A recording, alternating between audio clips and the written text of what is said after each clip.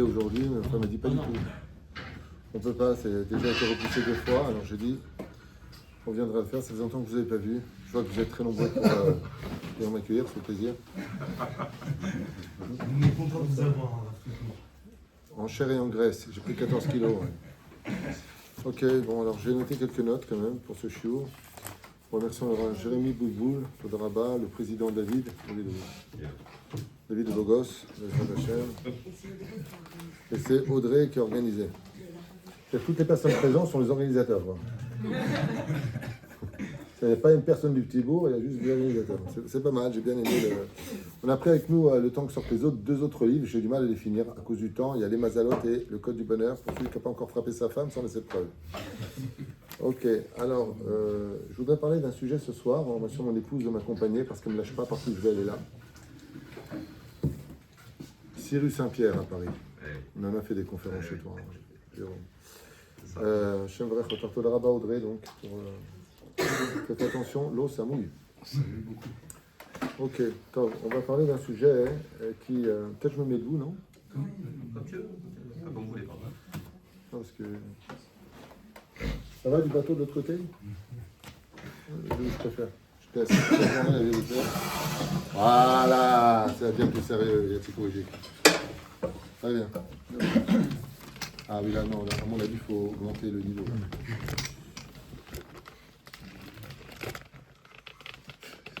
C'est écrit que nous encore. Enfin, si tu le prends par-dessus, on a les poils du nez. Je te dis, par expérience. Hein. Il a été élu. Hein, c'est dire les autres. Ah, voilà. Ok, top. On va parler des Hashem Barar, d'un sujet qui manque à cette génération qui s'appelle la Shlim et Shalom. Vous savez que le Sefer Bereshit s'appelle le Sefer Hayashar. Chaque livre a pour but et pour mission de dévoiler quelque chose de bien précis à l'image des 5 doigts de la main, même si en réalité les 5 livres de la Torah se divisent en 7 livres, dans le livre de Vaïkra, entre autres. Mais dans le Tarkles des choses, on appelle le premier livre le livre du Moussar. Ça veut dire que derrière Eretz Kadma la Torah, avant de donner naissance au peuple d'Israël, on explique d'abord le Gar'in, c'est-à-dire l'origine du peuple d'Israël à travers la conduite des Avot Akdoshim, comment sont nées les 3 sphirotes principales sur lesquelles le monde va reposer ensuite, à la fin de cette paracha, la sphira de Yesod par Yosef Hatzadik et Malchut par Yehuda. Oufren, ce qui est très intéressant dans ces parachas que nous avons vus, c'est que chaque paracha viendra avec un enseignement. Le premier enseignement qu'on ressort de Adam Arishon qui a été créé, Beigé Akapav chez la Kadosh Baruch Hu, c'est que c'est pas parce que Dieu t'a créé que tu le sais que tu es au Gan Eden que tu es protégé de la faute. La première paracha vient nous apprendre que dans la vie, c'est pas parce que Dieu se montre à toi et que tu vis des miracles que ça te donnera pour autant la force de respecter la Torah et les mitzvot. Un machlo. Et donc, je te dis que Dieu se montre pour que je ne faute pas. Tchouva, Tilmad me Adam Arishon. Adam Arishon, il n'était pas dans le monde d'en bas, il était de Gan Eden Olam, ésotérique comme explique le Rav Kook, En Divrei Pshat B'Maaseh Bereshit. Et lui, qui parlait avec Akadosh Baruch Hu, Ayeka, Basov, Bekushi Chazar B'Tchouva, Azma Tarotse. Ça vient nous apprendre que Gadol Yetzerara Minoso, plus une personne est proche de Dieu, plus son Yetzerara grandit avec lui. En d'autres termes, vous avez tous compris que c'est l'histoire du Satan qui dit une fois à Dieu, comment je peux faire pour l'emmener en boîte de nuit? Et Dieu lui dit, tu peux pas. Il dit, mais si, mais comment je peux faire? Il dit, je peux pas. Il dit, mais pourquoi? Il dit, parce qu'il est déjà parti sans toi. En d'autres termes, les gens qui n'ont pas de Torah, ils n'ont pas besoin de Yetzerara pour faire les choses, ils le font d'eux-mêmes. Ils sont eux-mêmes, tu peux être certain que ces idées, en général, sont confuses et qu'elles se contrediront. Et la fin, c'est ce qu'on peut apprendre de la paracha de Noach, on peut apprendre qu'un seul homme peut changer l'histoire de l'humanité. Ça veut dire que Noach nous apprend à ne pas suivre la mode. Il y a un mec, un jour, il a eu un accident de moto, il a à peu près 15-16 ans, il a déchiré son jeans. On dit, oh, ok, super, ils ont tous parti déchirer les jeans. Et les gens, ils sont influençables, tu as des influenceurs sur les réseaux sociaux, c'est vraiment mourir de rire, parce qu'il y a les vidéos qui montrent, puis il y a les vidéos à côté. C'est-à-dire, tu veux prendre une montre, mais qu'est-ce qu'elle est moche, je ne peux pas la supporter. Tu es payé 10 000 €. Alors j'ai acheté une montre, qu'est-ce qu'elle est belle, et tu as 1 million de personnes. J'ai posé la question une fois à Los Angeles à un pote qui est devenu multimillionnaire, il a gagné 5 millions de dollars en un mois à Los Angeles. Alors, je lui ai demandé comment Dieu lui avait ouvert les portes. Il m'a dit c'est simple, Grâce à Dieu, j'étais à l'aéroport, il y a Madonna qui est sortie, je venais de créer une casquette Stam à Downton, je lui dis portez-la une seconde, il y avait les parasites, les paparazzis, elle a mis une seconde, j'en ai vendu 5 millions. Punaise, dommage qu'elle n'a pas mis des oreilles d'âne, Rabbanit Esther. On vit dans un monde, mamash, extrêmement violent. Et on a un homme qui s'appelle Ish Tzadik Aya Bedorotav. Et Noach Raiti Tzadik Badorazé. Noach, je l'ai vu comme étant un tzadik. Quelle était la particularité de l'enseignement de la paracha de Noach? Nous apprendre que dans ce monde, il ne faut pas se laisser influencer. C'est pour cela que la suite de Noach, c'est la tour de Babel, où tu as un Gugus qui est capable de changer toute la tendance et de rapporter tout le monde, en fin de compte, à ce qu'il est. Et c'est pareil pour l'Ech Lecha. Avraham a Ivri. Avraham qui n'a pas peur de se jeter dans la fournaise ardente, qui nous apprend la Messirut Nefesh, et ainsi de suite. Le parachute que nous venons de finir est en rapport direct avec la fin des temps. Toute la paracha est codée sur Acharit Hayamim. Pour vous donner un exemple, prenons Rashi. Rashi Akadosh nous apprend que quand quand Yosef a vu Binyamin à la fin, quand il s'est dévoilé, Pikotbou, je suis Yosef.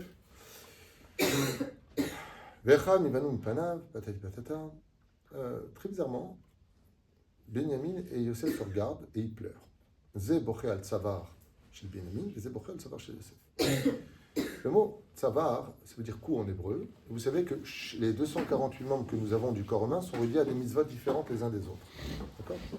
Le cou est relié au Beth Amikdash. C'est-à-dire que quel problème de cou, tu veux guérir, c'est la mitzvah qui est reliée au cou. C'est-à-dire celle qui dirige l'ensemble du corps. Pourquoi ? Parce que la vérité n'éclatera dans ce monde que quand le Beth Amikdash sera redescendu. C'est ce qu'explique le Rambam dans Traité Melachim, 11e chapitre, qui dit que le Mashiach, s'il doit être Vadaï, Shivne Beth Amikdash. Non, si les Mashiach, on dit qu'il est Mashiach, il venait Beth Amikdash. Non, il venait Beth Amikdash, Neda Sheza Mashiach. Il le construit, on saura que c'est le Mashiach. Pas Rabotai, je suis Mashiach, pas de problème. Le Mashiach, c'est pas des mots, c'est des actes. Donc automatiquement, le Mashiach ben Yosef, c'est des mots, le Mashiach ben David, c'est des actes. C'est la différence essentielle entre l'un et l'autre. Quoique ça se discute, mais bon. Et il pleure. Et pourquoi il pleure ? Il pleure parce qu'il a vu le Beth Amikdash qui sera construit sur le territoire de Shiloh, c'est-à-dire appartenant à la descendance de Yosef, qui sera détruite. Et lui, il pleure, pourquoi ? Parce qu'il a vu que les deux Beth Amikdash sur le territoire de Binyamin sera détruits. D'abord, on apprend deux choses essentielles de ces deux parachutes qu'on vient de lire. La première, c'est que personne ne pleure pour son propre sort, il pleure pour le malheur de l'autre. Et grâce à cela, comme dit la Gemara, vous savez tous, tout celui qui prie pour autrui, pour le même malheur que lui, il a, sera exaucé d'abord pour lui avant de voir l'autre. Ce que nous enseigne Rashi à travers sa profondeur, quand Elle est Toldot Noir, Elle est Toldot Yitzhak ben Abraham, Abraham dit à Yitzhak, il dit à cause des railleurs, il y avait des moqueurs. Si des moqueurs, c'est le père, c'est pas Abraham, c'est Avimelech. Quand Rabbi elle est partie chez Avimelech, elle est ressortie enceinte la meuf. C'est quand même incroyable. Le Rabbi Lubavitch, Zecher Tzadik et Kadosh Ivracha, avait expliqué que dans toutes les blagues qui sont faites, il y a toujours 50% de vrai. On dit à quelqu'un, oh, t'as grossi. Mais non, je rigole. C'est les relous comme ça qui savent pas quoi faire de leur vie. Ils rigolent tout le temps à toujours critiquer ou charrier, comme si ils n'ont rien à faire de leur vie. Il y a des gens comme ça, ils ont rien à faire de leur vie, charrient. Après, quand tu vexes, ils te disent, mais je rigole. Ça. Il y a des gens comme ça. Non, ça existe. Hein. Sois pas comme ça, toi. Hein. Il y a des gens comme ça. Et Rachid nous dit, Tishma, il y a des railleurs. Le rabbi, il te dit, s'ils l'ont dit, c'est quelque chose de vrai. Maniel. Le Sefer Imrechen, il répond à ça, il dit, Bemet, Em Tzadkou. C'est grâce à Abimelech qu'elle est tombée enceinte. Il dit, Lama, qui c'est Katouv, même forage. Kiou akar va akara, lech l'Avraham kish naviou va yitpale ba'adecha. C'est marqué noir sur blanc. Comme il était devenu stérile, Abimelech, d'avoir enfermé Sarah, Dieu lui dit, va voir Abraham, car il est prophète et il priera pour toi. Abraham s'est mis à prier pour que Avimelech puisse avoir des enfants. Le sort du mikvé de Sarah, grâce à la prière qu'il a fait pour Avimelech, Zachar Rishon, donc il est tombé enceinte, elle est tombée enceinte de l'union d'Abraham et de Sarah grâce à Avimelech. C'est ce que veut dire le rabbi. Toujours il y a une partie de vérité à émettre que Derech Avimelech nolad Yitzhak. C'est pour Moshe d'abord. On va voir après, Yitzhak repartir chez Avimelech, il lui prendra aussi Rivka. C'est pour le Inyan qui s'en suivra pour la paracha. Cette paracha-là, pourquoi est-ce qu'elle est d'actualité ? Parce que quand il a pleuré sur le coup de Binyamin, c'est que Yosef, il a vu que ces deux territoires vont être détruits. Mais avant celui de Binyamin, il y a celui de Shiloh. Et Binyamin, il pleure sur le coup de Yosef. Pourquoi ? Parce qu'ils pensaient que l'histoire de la haine des frères s'arrêterait à leur histoire à eux. Ben, Nigmar, ça y est, on a fait la paix. Mon frère, Enrico Macias, Wallah, chez mon frère, à bout d'un moment, on passe à autre chose. Et Beroua HaKodesh, comme la joie est revenue de s'être retrouvée, de là vous apprendrez qu'il est beaucoup plus intelligent de vivre en paix avec les gens que de vivre en guerre avec les gens, car quand tu vis en guerre, tu crées un déséquilibre, un mal de vivre atmosphérique, que tu le veuilles ou pas. Ouais, tu as cet enfoiré, ceci, cela, patati patata, tu rentres chez toi, tu es mshennef à l'intérieur, parce que tu es dans l'opposition de la volonté divine, et automatiquement, on voit que les frères, ils ont les boules. Et pourquoi ils pleurent al-Tsabaro? Il dit, parce que je vois que la haine des frères se perpétuera jusqu'à la fin des temps. Comme explique le Sfat Emet, ils n'ont pas pleuré parce qu'ils se sont retrouvés, ils ont pleuré parce qu'ils ont vu une longévité de cette haine gratuite, de ce lachonara, de cette remise en question de pour qui tu te prends, qu'est-ce que tu es, qu'est-ce que tu fais, tu vois pas ce que tu es, tu vois pas ce que tu es, tu vois pas ce que tu es. Résultat des courses, ils ont dit quoi? Jusqu'au Mishkan Shiloh dit Binyamin, je viens de voir que ton temple, le temple Beth Amikdash qui a été fait à l'époque de tenture, okay, va être détruit à l'époque de Haïli Kohen Gadol dans Shmuel Aleph et Shmuel Bet jusqu'à la construction par les fondations du roi David dans Shmuel Bet. On découvrira qu'en fin de compte, les 3 Beth Amikdash et demi, c'est-à-dire en 2 mots celui, et les 2 temples se sont détruits par la haine gratuite.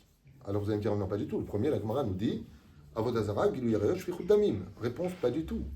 Pour arriver à tuer l'autre, il faut le haïr. Il faut le détester. Donc, qui détestait à l'époque où vous êtes de l'Avodah Zarah, où ils ont tué d'ailleurs le prophète Zecharia? Les rabbanim. Donc, la haine est toujours présente. C'est-à-dire que la base des bases de notre problème, c'est cette haine que nous n'arrivons pas à compléter. Et nous, qu'est-ce qu'on attend aujourd'hui? On attend de l'éachlim et tachaser. Alors, je vais vous expliquer ça de façon assez rapidos de la Casigilianos, pour ceux qui comprennent l'espagnol. C'est du mythos.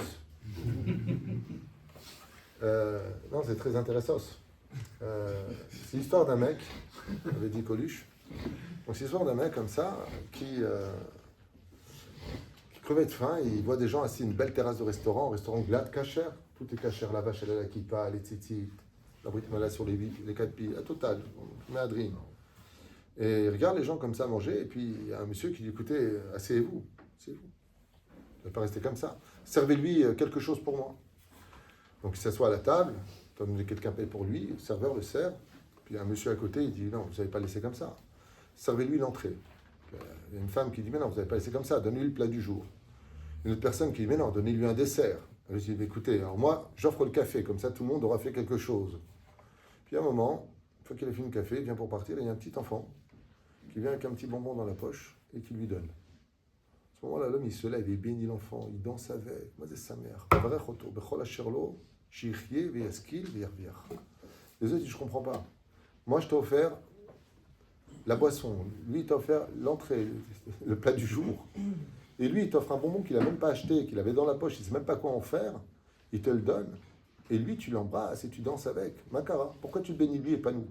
Je leur ai expliqué, je vous dis franchement, parce que ce bonbon-là, si je ne l'avais pas eu, tout ce que j'ai mangé n'avait pas la valeur qu'il aurait dû avoir. Je serais parti avec le goût amer du café, j'aurais été rassasié, mais pas joyeux. Ce bonbon m'a donné toute la joie qu'il fallait.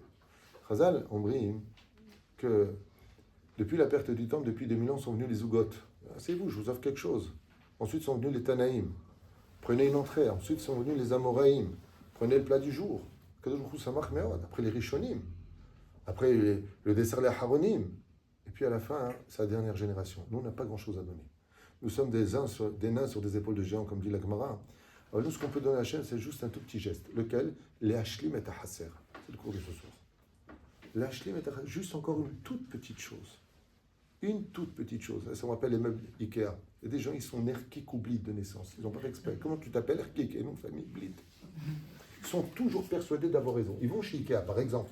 Vous savez, Ikea, les trucs débiles où il faut pas couper. Il y a les flèches. Si tu es avec ta femme surtout, tu ne peux pas aller là-bas. Tu dis non, viens là, parce que je n'ai pas vu ça. Il faut suivre les flèches. Et toi, tu es une rassera, t'en peux plus. Hein?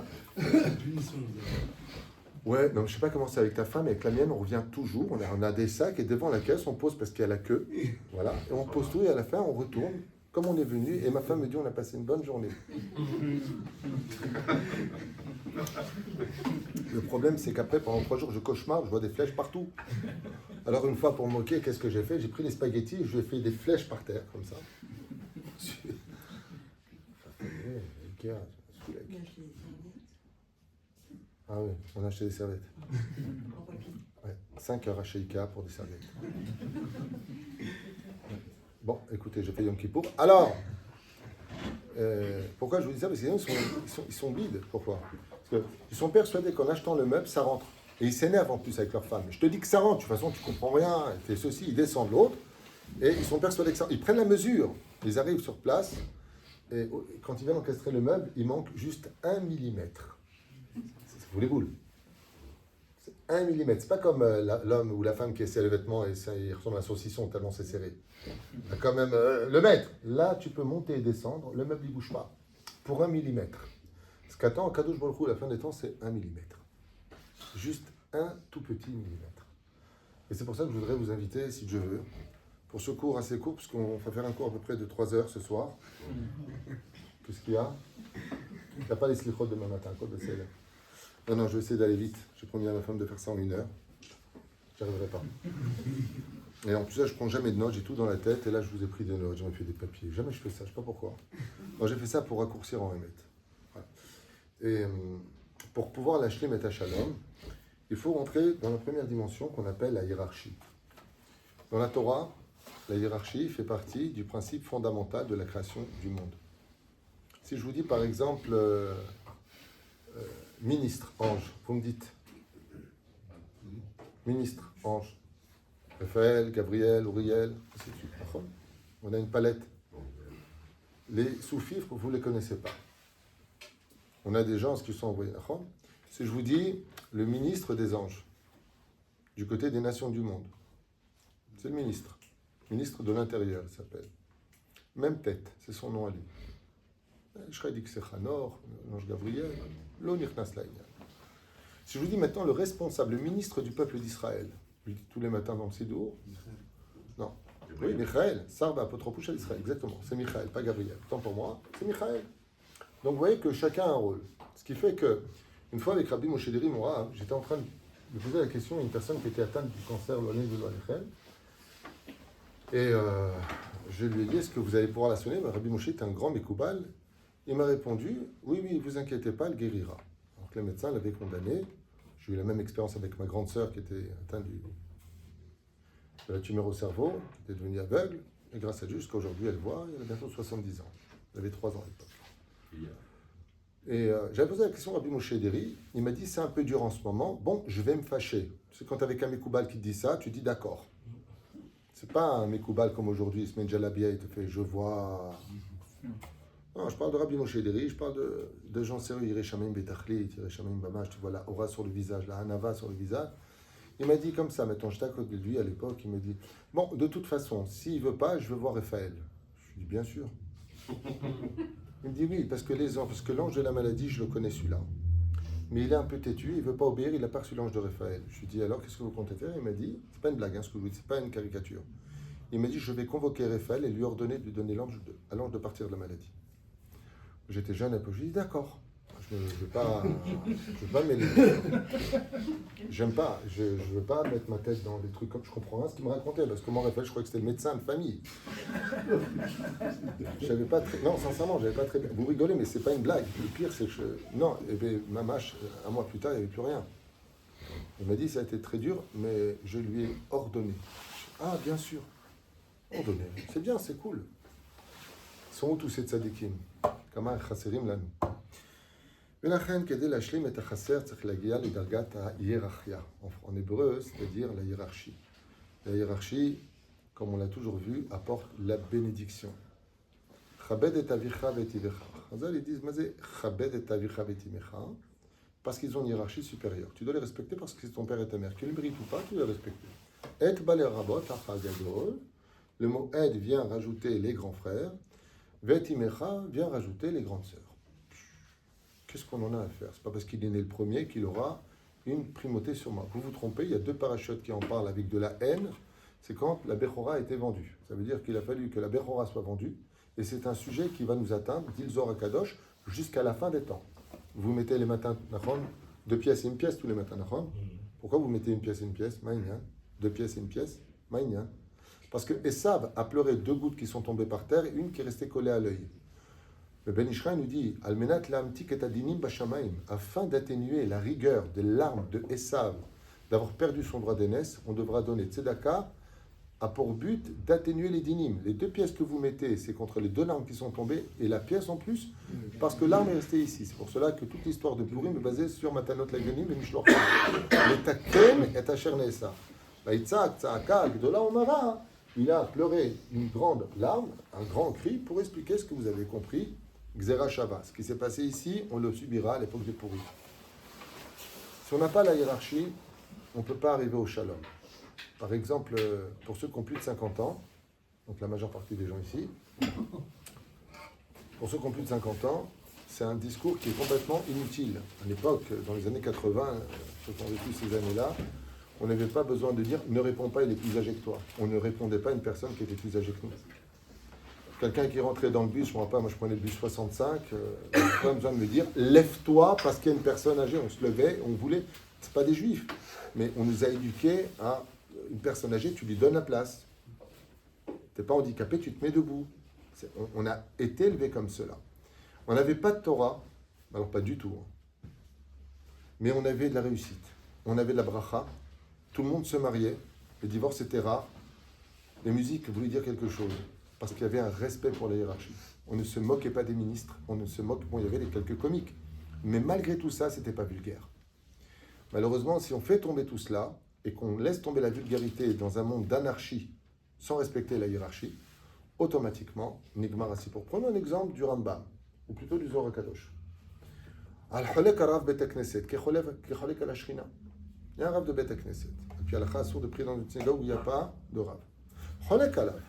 Tu as le droit de ne pas être d'accord, tu as le droit. Alors, j'ai un cerveau, j'ai étudié aussi. Tu prends le Rav de côté, tu dis, Rav, excusez-moi, est-ce que vous pouvez m'expliquer parce que j'ai lu comme ça?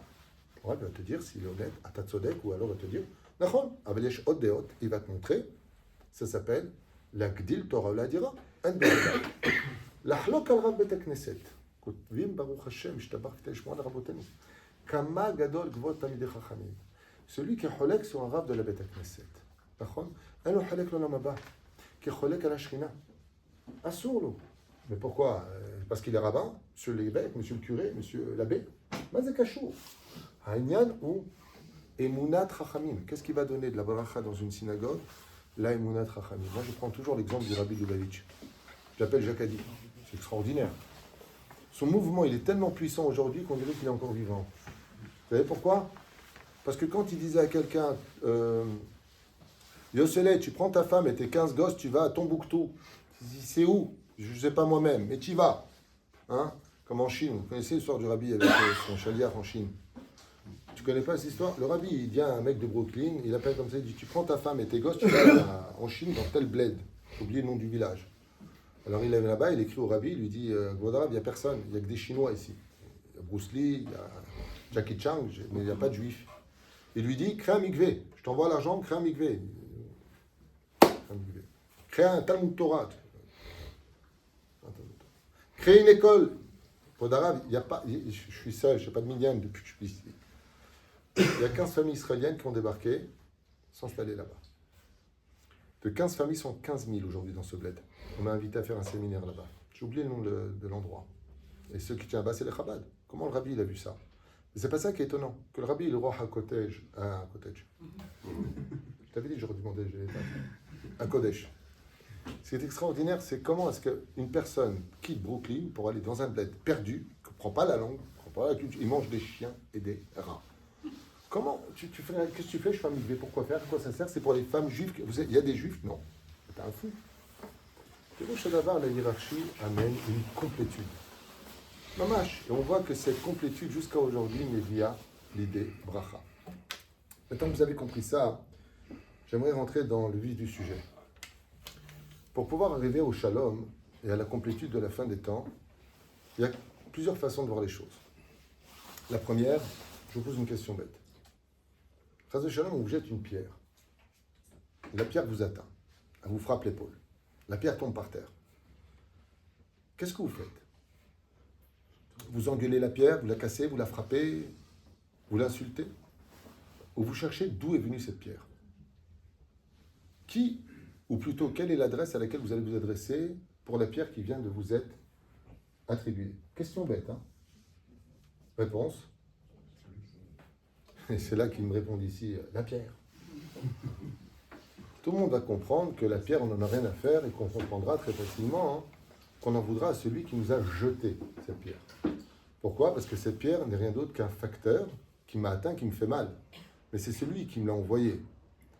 De ce principe fondamental, nos sages nous disent, comment se fait-il dans ce cas-là qu'on soit tous capables de se haïr alors que chacun n'est qu'une pierre lancée? Et si vous ne croyez pas, je vous ai noté ici quelque chose de barbant. C'est pas ma faute, hein, c'est ce qui a marqué. Ah, c'est gonflant. J'ai écrit, c'était fatigant. Ah, c'est fatigant. C'est la paracha de Vaïgash. On vient de la lire, donc c'est encore frais. Je peux vous la lire? On a mis du temps, je m'en fous, je vais le faire. Alors, non, parce qu'il faut, c'est fatigant. Les frères ont vendu Yosef. Pas jusque-là? Les frères ont vendu Yosef. Pas jusque-là, c'est cool. Il leur dit, où est votre frère Yosef? Maître, ils en ont ras-le-bol de lui, ils lui disent, il est mort, il n'y a plus de frère. C'est une erreur de naissance. Il dit, votre frère n'est pas mort, c'est moi qui l'ai. Appelez-le, Yosef, Yosef. Imaginez un petit peu l'ancêtre, ok? Il dit, mais pourquoi criez-vous si fort? Je suis Yosef, votre frère. Est-ce que mon père vit encore? Je suis Yosef, celui que vous avez vendu en Égypte. Les frères, tu es vivant. Comme des oufs. Ils ont eu crainte, ils ont eu peur. Ils n'ont pas pu ils n'ont pas pu lui répondre. Qu'est-ce que nous apprend la Torah? Regardez bien le comportement de Yosef. Je m'excuse à l'avance, que vous allez entendre, c'est fatigant, mais j'y peux rien, c'est Dieu qui l'a écrit. Donc celui qui a des plaintes, il va au cotel. Non, parce qu'au bout d'un moment, tu te dis, ils sont un peu bloqués, parce que je vous en ai noté que 4-5. Mais c'est du non-stop. Ça veut dire que dans le cas où tu n'as pas pigé, la Torah va se répéter non-stop. Je vous donne des références, vous n'avez qu'à aller les voir dans le Sefer Torah, où derrière vous avez des livres, Baruch Hashem, une belle sifriya. Nous sommes donc avec Yosef dans le chapitre 45, verset He. Il répond, Yosef à ses frères, et maintenant, Ve'ata al te'atzvu ve'alichar ba'avonechem ki mechartem oti ena ki lemechya shelachani elokim lifnechem. Ne prenez pas le chemin en vous disputant, dit Rashi, sur des problèmes d'halakha qui sont très conflictuels. Ne croyez pas que vous m'avez vendu parce que Dieu m'a envoyé ici pour vous faire vivre. Le verset, il est clair. Qui donc Yosef accuse d'avoir été vendu? Qui? C'est un cas de jour. Est-ce qu'il parle de ses frères? Non. C'est clair? Non, la Torah te dit c'est pas clair. Il faut que je répète. Et chaque répétition dans la Torah va correspondre à des époques qu'on va vivre. Ce n'est pas un langage historique, c'est un langage athidique. Regardez ce qu'il dit. Je n'ai pas fini. Chapitre Memhe. Verset Chet. Veata lo atem. Dans le cas où tu n'as pas pigé, il surenchérit dans son langage et il dit Veata lo atem shelachtem oti hena. Bon, et maintenant, ce n'est pas vous qui m'avez envoyé ici. Dans le cas où, pas compris. Il leur dit c'est pas vous qui m'avez envoyé, ce n'est pas la pierre le problème. Et là-bas, Ki Elokim yasimeni le'av ul far'o ul adon al kol eretz Mitzrayim. C'est Dieu qui m'a envoyé ici pour faire de moi un maître, le maître de Pharaon et le souverain de l'Égypte. 3 versets. Non, c'est pas fini. Les frères, ils sont toujours comme ça. C'est Makara. Yosef continue. On est dans le chapitre 45, verset tête. C'est vraiment les uns après les autres. C'est dans le cas où tu veux faire une répétition, tu lis ces versets-là, à la fin tu dis, bon, c'est bon, on a compris. Vous savez pourquoi il répète Yosef? Parce que les frères n'arrivent pas à comprendre le niveau d'émouna de Yosef. Yosef, c'est celui qui réunit tout le monde et qui nourrit tout le monde, qui aime tout le monde et qui est fâché contre personne. Alors il répète, je vous ai dit, c'est saoulant comme cours, hein, je vous avais prévenu. Hein. Mais c'est pas moi, voilà, c'est gilet jaune, cotel. Pas content, pas content. Makatouf. Verset tête, toujours le même chapitre. Alors vraiment, on est les uns après les autres. Ko amar Yosef, yesamani elokim la adon lechol Mitzrayim. C'est-à-dire, il ne peut même plus leur dire, c'est pas vous. Il leur dit, Dieu m'a nommé gouverneur de toute l'Égypte. Mais ça, tu l'as dit déjà juste 4 fois avant. Pourquoi tu te répètes, Yosef? Yosef est en train d'apprendre pour la fin des temps tout ce conflit que vous avez ici, c'est ce qui se passera à la fin des temps. La seule différence, c'est que la Gemara dans Sota Memtet Amoudbet nous dit que à cette époque-là, il y avait de la famine. À la fin des temps, il y aura du shefa, mais pas d'argent pour acheter. Akol et ale beyoker, ven mishikne. Donc en fin de compte, c'est pire qu'une famine. C'est comme j'ai soif, t'as le verre d'eau, il est derrière la vie, tu peux pas le prendre. C'est pire. Là-bas, c'est pire. Pourquoi s'il n'y a pas, il n'y a pas de regret?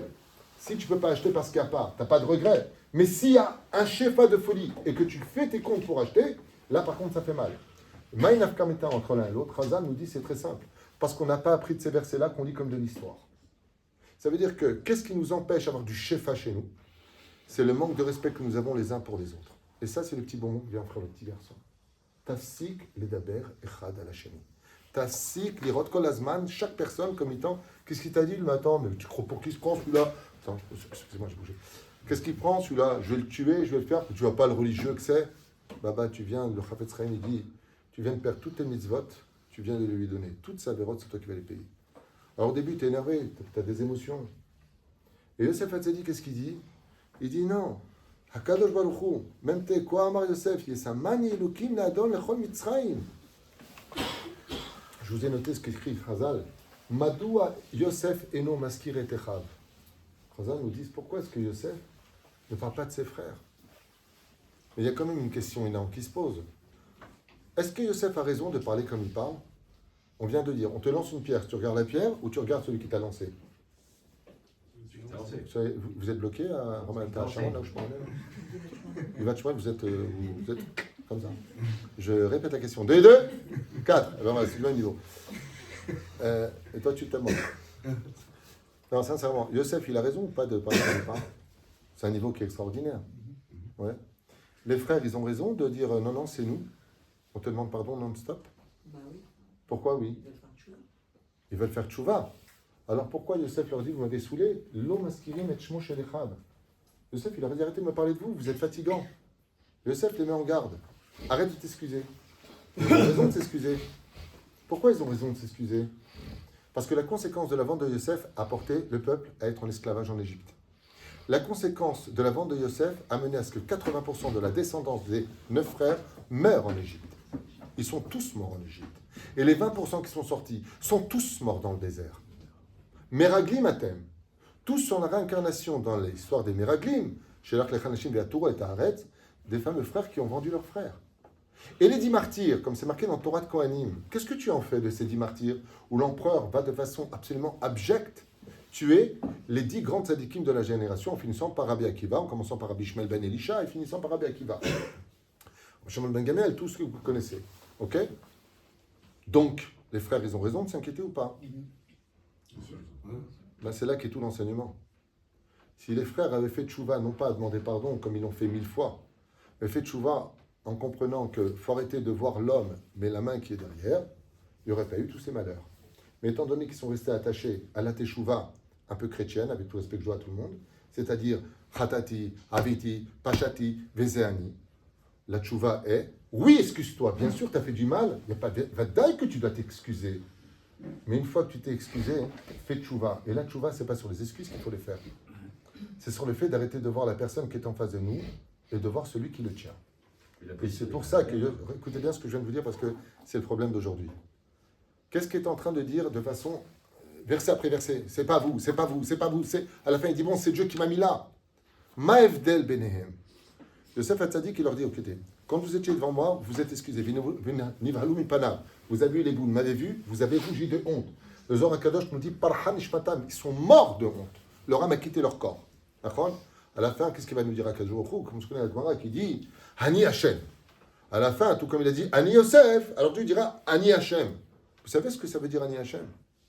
C'est pas Stam Picote Boost, c'est moi mettant le monde de vérité, tu récupères ta conscience, comme j'expliquais dans ce matin le cours, de ceux qui vivent sans conscience dans ce monde.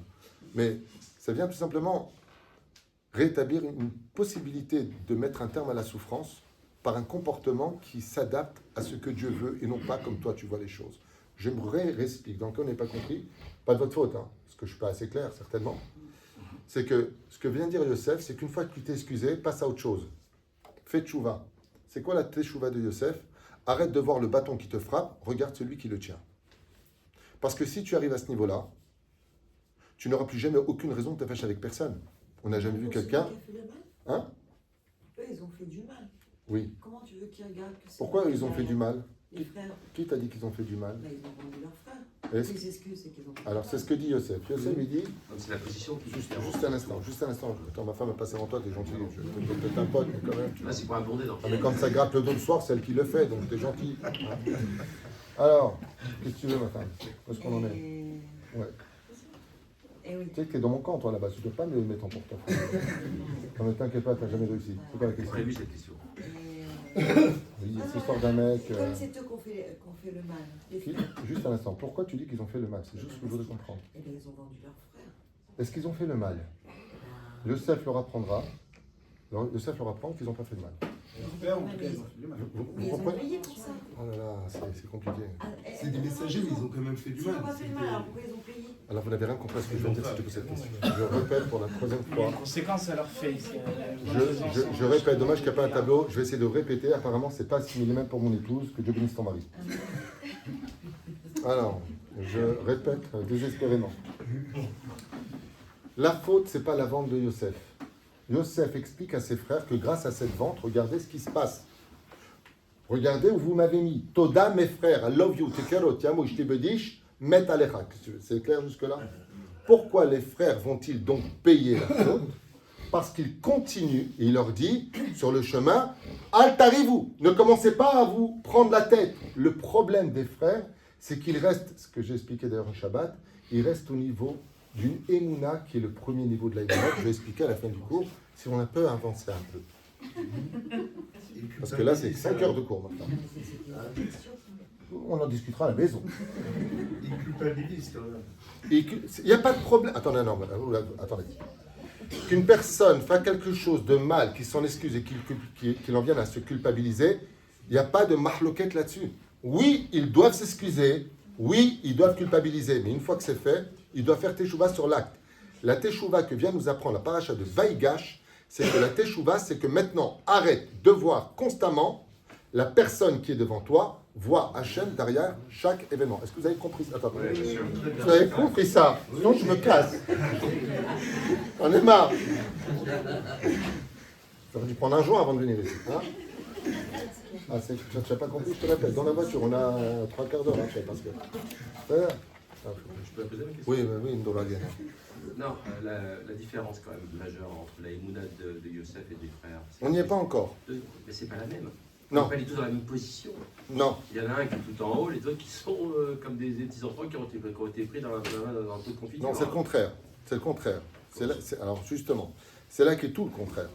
Les autres ont vécu Kool and the Gang. J'aimais bien leur chanson à l'époque. Ok, Kool and the Gang, c'est le cas de le dire. Et l'autre, il vivait dans Imagination. C'est-à-dire qu'en 2 mots, si tu n'as pas compris ce que je viens de dire, qui a été vendu en tant qu'esclave? Les frères ou Yosef? Qui a été faussement accusé? Yosef ou les frères? Qui a passé 12 ans de peine sans voir le jour? C'était sa peine forçat de l'amour. Yosef ou les frères? C'est Yosef qui a morflé. Donc c'est Yosef qui était en bas. Là tu dis, là il vient d'être en haut. Il a 30 ans, il a passé 12 ans. N'oublie pas qu'il partait 17 ans. 1 an chez Ploutifar, 6 mois au champ, comme l'explique Rashi ou le Midrash Tantrouma, et 6 mois dans sa maison. Et ensuite il fait 12 ans. C'est après cela qu'il monte au pouvoir et il rencontre ses frères. La famille a attaqué le palais. Donc automatiquement, et c'est donc ça se passe 7 ans plus tard parce qu'il y a eu cette année d'abondance. Mais avant d'arriver au pouvoir, qui a morflé? Les frères? Les frères n'avaient pas de problème, c'est eux qui étaient en haut et c'est Yosef qui était en bas. Et c'est là qu'est la leçon de Yosef. Pourquoi est-ce que le Télim, le roi David, appelle Yosef le maître d'Israël? Dans les Télim, le roi David dit que Yosef, c'est le père de la nation d'Israël. Pour cette raison que je suis en train de désespérément vous expliquer ce soir ici. C'est la raison pour laquelle. C'est que Yosef, avec toutes les raisons de jeter Dieu, Yosef, avec toutes les raisons de...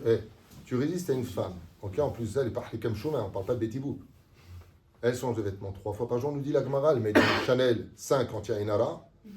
Elle est belle comme le jour. Et elle lui dit I love you toute la journée. Le mec, il a les hormones comme ça, il ne faute pas. Ouais.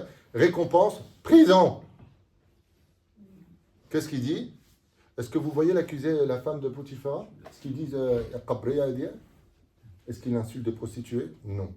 Au contraire, quand il vient et qu'il dit on va prendre maintenant, à la fin de la paracha de Vaïgash, les territoires de tout le monde, vous allez vendre vos vies. Il dit non, pas on, c'est une loi que je mets dans Pharaon. Pourquoi Yosef signe cette loi de Pharaon qu'on ne pouvait pas prendre la cité de On? Il dit parce que je ne peux pas prendre du blé à quelqu'un qui m'a donné à manger. Mais Poutifera, il change de nom. C'est ordure. Poutifar, il devient Poutifera. Il devient prêtre d'Avodazara avec tous les miracles qu'il a vus en Égypte. Yosef, qu'est-ce qu'il fait? Il dit Poutifera réglera ses comptes avec Dieu. Moi, j'ai vu une seule chose de lui. Il m'a donné Naïna. Merci Poutifera.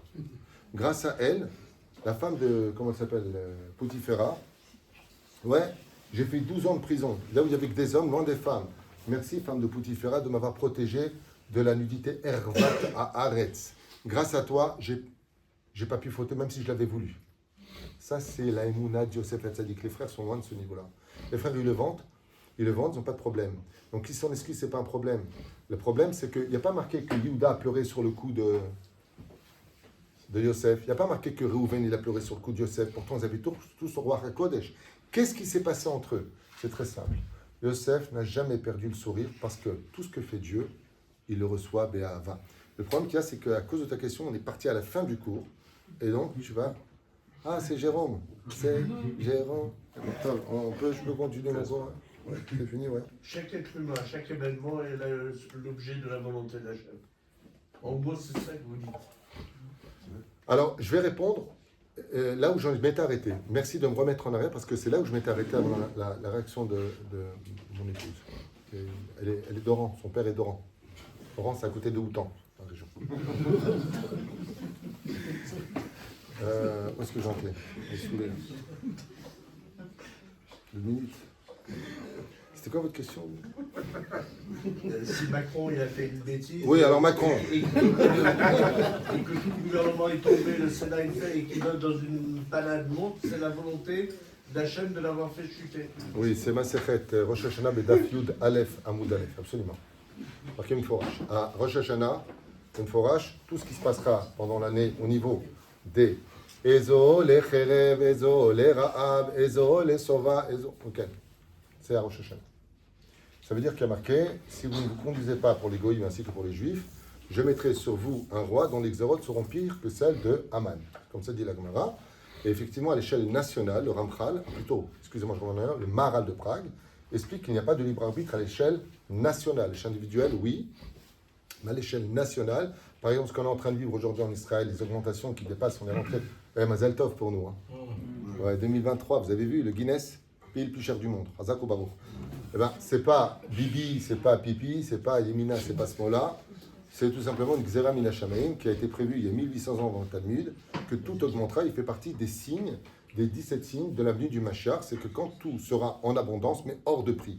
Donc cette nouvelle, dans laquelle aujourd'hui le sucre a augmenté de 15%, le truc de 10%, ça devrait nous réjouir à une condition, laquelle? C'est qu'on voit que c'est Dieu. Non, qu'on voit que c'est Dieu qui est derrière. Mais si je vois la politique, comme le font la gauche en ce moment, qui bombarde sur les réseaux sociaux et les informations, Bibi est en train de couler le pays, et ainsi de suite. Ce qui coule le pays, c'est du fait qu'on parle tous les uns des autres, ça ruine le pays. Ça veut dire que l'abondance qu'on pourrait avoir est tellement importante que, je vous donne un petit exemple rapide, Alpi Kabbalah. Vous aimez un peu la Kabbalah? Hein, la Mlouhiya. Vous aimez? Batata Belhem, le Kamoun, je vous dire en 2 mots. Il y a 3 anges qui dirigent la Parnassa dans le monde en haut. Il y en a un qui les surplombe, qui s'appelle Dika, plus loin dans ça. Et il y a 3 anges, dont le premier commence par la lettre P, Aleph, Yud, Poteach et Yadecha. C'est quoi la première lettre de cet ange? P. Ensuite, le deuxième, c'est Samer, Aleph, Lamed. Il ne faut pas prononcer son nom, hein, ça sourd. C'est quoi la première lettre de son nom? Samer. C'est les lettres du milieu de Poteach et Yadecha. Ensuite, les Sofitivot. Chatach, Het, Taf, Chav Sofit. C'est quoi la deuxième? La première lettre? Chet. Ça fait P, Samer, Chet. Pessah. Vas-y, Pessah. Le jour où vous apprendrez à mettre de l'ordre, c'est la CDR. Pessah. Le jour où vous apprendrez à avoir une bouche qui sait parler, vous aurez les 3 anges qui descendront dans ce monde bénir le monde. Il y aura une abondance totale. D'où la Géoula de Pessah. C'est juste un petit exemple sur les anges qui dirigent la Parnassa. Akol taloui besimchat advarim. Attends, comment moi je peux savoir si j'ai ce niveau d'émouna ou pas? Et la réponse est très simple. Chazal nous met à l'épreuve. Montre-moi un seul endroit, depuis la naissance de Yosef jusqu'à ses 110 ans vécus, où Yosef se plaint une seule fois. Je vous défie de me montrer un seul endroit où Yosef se plaint. Le seul endroit où il se plaint, je vais vous aider, c'est dans, effectivement, Otsar Agadot HaTorah, on a des midrashim qui nous disent qu'il pleurait dans le trou. Mais pour qui il pleurait? Pour ses frères. Mes frères, vous êtes en train de faire une erreur, vous allez le payer, vous vous trompez. Mes frères, faites attention. Le bâton, c'est vrai qu'il est en train de me frapper, qu'il y a quelqu'un qui le tient, qu'il y a des raisons pour lesquelles je descends dans ce trou.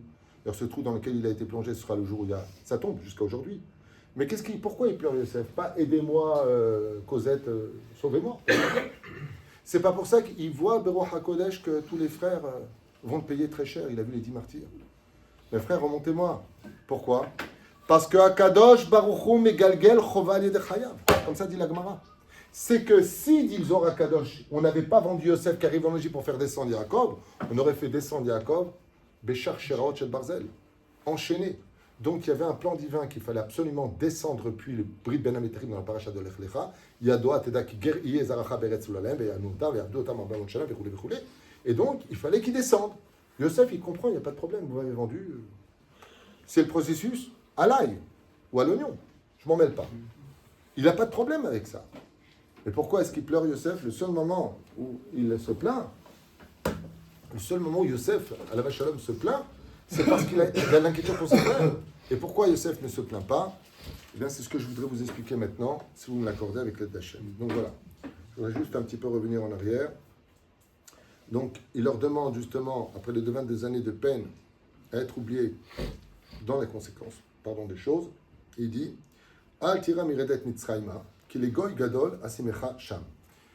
Yaakov Avinu alav shalom vient nous apprendre dans cette paracha qu'on a lu quelque chose de nifla pour la fin des temps. On lui apprend que son fils est resté vivant. Normalement, n'importe quelle réactivité humaine aurait voulu qu'on fonce voir notre fils vivant. Lui, ce qu'il fait, il monte à Be'er Shava, Be'er Shava, donc tel que c'est marqué dans la Torah. Il fait un korban Toda Kadosh Baruch Hu au nom du Dieu déloqué de Yitzhak. Il y a beaucoup de raisons à ça, mais c'est pas ce que je veux développer avec vous. Dieu s'adresse à lui, il dit, n'aie crainte de descendre en Égypte, car je descendrai avec toi, et de là-bas, je te ferai remonter du pays d'Égypte. Pourquoi Yaakov déteste sortir du pays d'Israël? Il n'aime pas s'éloigner d'Hachem. Résultat, regardez bien ce que lui dit le texte à la fin, pour ne pas qu'il s'inquiète. Ve Yosef yashit yado al einecha. C'est vachement réconfortant. Vas-y, tu vas crever, mais t'inquiète pas, tu auras un fils qui va faire le schéma. C'est toujours Dieu est tunisien à mon avis, parce qu'il a beaucoup d'humour. Bon, franchement. N'aie pas peur, Yaakov, tu vas crever là-bas. Mais attention, Yosef, il va te faire le schéma. C'est ce qui est marqué dans le texte. Vous pouvez expliquer pourquoi c'est marqué ici, alors que c'est dans la page de Vaïchi qu'on trouve Shema Israël, Hashem Ushachar. Ma Kesher. Vous savez, c'est ces secrets qui se cachent dans la Torah, Jérôme. Écoute bien ce secret. Qu'est-ce qu'il est en train de dire à Kadosh Baruch Hu? Il est en train de dire, t'inquiète pas, écoute, vous ouvrez vos oreilles, là vous êtes avec moi, parce que je ne voudrais pas répéter 4 fois, je voudrais avancer. Bon, sincèrement. Yaakov Avinu, est-ce qu'il se plaint lui? Il se plaint tout le temps. C'est pas tout le temps. Ouais. On a un problème avec Yaakov, c'est que Yaakov, il est dans la même idéologie que ses frères. À un tel point que je dis ce que je veux. C'est moi le rabbin. Vous me permettez quand même, j'ai fait 3 quarts d'heure de route. Je peux dire ce que je veux. Bon, je veux bien être gentil à un moment, mais il faut droit. Donc, je disais, il est comme ses fils. Pourquoi tu es comme ses frères? C'est pas bien, Jérôme. Tralui. Oufren, Tzadikim, ce qu'il y a de très intéressant, c'est qu'il ne se plaint pas. Oh. Il arrive dans la paracha d'Aïchi, dans la paracha d'Aïgash, et qu'est-ce qu'il dit à Pharaon? Me'at veraim hayesh notai. Ma vie, il dit, elle est courte et pourrie. Tu me dis qu'il ne se plaint pas. Chazal nous dit combien de mots il a utilisé? 33. Combien j'aurais dû retirer de vie? 33 ans. Il aurait dû mourir à 180 ans comme son père, il mourra à 147 ans. Chaque mot de plainte. Avec la question. Alors qu'est-ce qu'il lui dit? Alors je vous ai apprendre ce soir un secret qui vaudra le coup. Vous savez que min adin, il n'y a aucune obligation de faire Shema Israël en mettant la main sur les yeux. Aucune obligation min adin. Ça veut dire que je peux tout à fait faire mon Shema Israël en faisant Shema Israël, Hashem Elokeinu Shama. Pourquoi on baisse les yeux? Selon Zohar Kadosh, c'est pas la halakha. Mishum mekabel ol malchut shamaim. Je reçois le joug divin et la shrina devant moi. C'est pas juste regarder. Donc, je n'ai pas besoin de faire mon Shema Israël. Seulement, c'est un minag. Et ce minag, ou qui est halakha. Et d'où est-ce qu'il est d'Oraïta? De ce verset de la paracha de la semaine. Qu'est-ce qu'il lui dit? Ne t'inquiète pas, Yosef mettra sa main sur tes yeux. Yassim, Yadav, Yadecha, Aleinecha. Le seul moment où on fait ça, à part quand tu vois la belle-mère, tu n'as pas envie de la voir, mais en général, c'est le schéma Israël. Ouais? Moi, j'aime bien ma belle-mère, elle est gentille. Non, ça, elle est gentille, ma belle-mère. Elle est super gentille. Bon, des fois, elle délire, parce qu'elle m'a dit à Pessar, je vais te faire du soki, et elle m'a fait du holmo. La soupe avec un peu de légumes, bon, je veux bien, tu vois. Mais c'était bon, hein. Ça m'a rappelé l'hôpital. Et donc, nous disions, non, c'est bon, franchement, non, mais sincèrement, elle a rajouté un peu de Cosbord, c'était meilleur. C'est bon là. Ah, c'est baril. Hein. De toute façon, avec les Algériens, tu ne peux pas grossir. Ah non, mais il faut être droit. Tu ne peux pas grossir. Mais non, tu ne peux pas grossir. T'es en paix. Même les omelettes, elle me le fait avec de l'eau, enfin. D'où les 14 kilos. Toi, bon, tu peux continuer ou pas? Léo Philippe. Qu'est-ce qu'il est en train de lui dire? Est-ce que vous connaissez le secret du Shema Israël? Je fais une parenthèse qui est tellement d'actualité. On doit le dire quand le Shema Israël Midoraïta, pour Shorbecha, ou Kumecha, Mishnah Aleph, Maseret Brachot. D'accord? Pourquoi le matin et le soir? Le matin, est-ce que je sais où je mets les pieds? Oui, chez Nehemar, Emet Veyativ. Le soir, où je n'y vois rien, est-ce que je sais où je mets les pieds? Non, chez Nehemar, Emet Veyemuna. Quand je n'y vois rien, j'ai besoin d'Emouna. Mais c'est très bizarre, dans ce cas-là, hein, quand est-ce que j'aurais dû mettre la main sur les yeux? La nuit. Et le jour? Non. Je devrais faire le Shema Israël, les yeux ouverts. Bon Rabbi Achad. Comment c'est marqué dans le Shema Israël? Shema, donc, reçoit Israël ou écoute Israël. Les lettres de Shin, Mem, Aïn sont représentatives de deux pôles importants qui s'appellent Shacharit, Mintra et Arvit, sont les initiales du Shema, qui nous donnent le rendez-vous primordial avec Hachem, et les initiales de Ol Malchut Shamaim, ce sont les êtres à l'envers. C'est pas shoot. Après, qu'est-ce qu'on a? Shema Israël, Hachem et Elokeinu. Hachem, c'est Yud Kevavke. C'est quel attribut? Il a fait miséricorde. Et Elokim, Elokeinu, c'est Midatadin. C'est la rigueur. Comment ça finit avec Hachem Echad? Qu'est-ce que la Torah vient nous apprendre? Elle vient nous apprendre que quand tu reçois des épreuves très dures et des très bonnes nouvelles, sache que c'est du même niveau.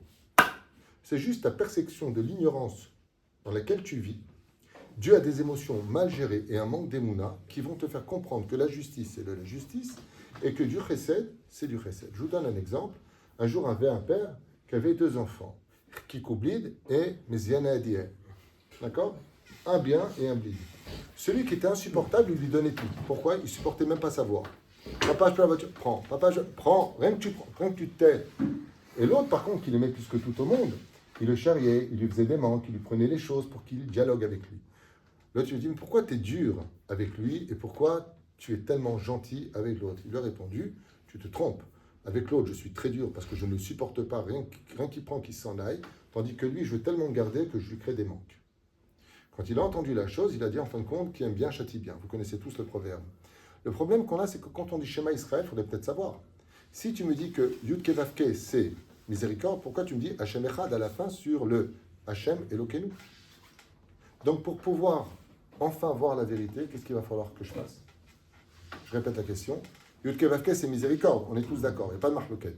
Elokim, c'est Midatadin, on est tous d'accord, il n'y a pas de marloquette. Dans ce cas-là, pourquoi tu me dis qu'à la fin, tout est miséricorde? Je ne comprends pas. Pour cela, il n'y a qu'une chose à faire. Hein? Tout est pour les biens. Non, ça aveuglé. C'est pour ça que tous les matins et les soirs, tu fais Shema Israël en mettant tes mains sur les yeux. Pourquoi? Pour arrêter de faire la différence entre ce que toi tu juges être une épreuve et ce que toi tu juges être une bonne nouvelle. Tu n'en sais absolument rien si c'est une bonne nouvelle. Bon, c'est pas très romantique. Dans les toilettes, je reçois un mail. Donc, je quitte avec là-bas. La personne me dit Rav Tutou, je comprends pas, on a galéré pour trouver un travail, mon mari vient de trouver un super travail, on est très content, très bien payé, super.